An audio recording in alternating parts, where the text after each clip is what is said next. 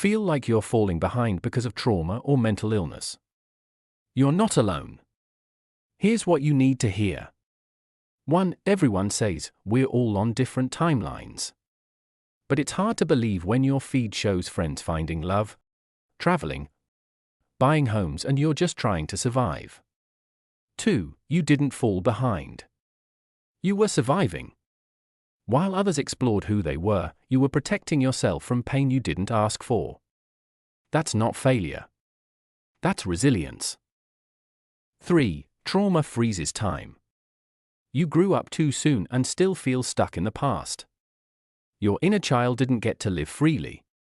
But they're still there, waiting. 4. Stop comparing your path to others. They had safe spaces. You had survival mode. That alone makes your journey valid and powerful. 5. It's never too late to begin again. You can find love at any age. Go back to school at any age. Heal and thrive at any age. You are not behind. You're rebuilding. Healing starts by letting go of comparison. Look at how far you've come, not how far you think you should be. Live life for the inner child who never got the chance. You're right on time.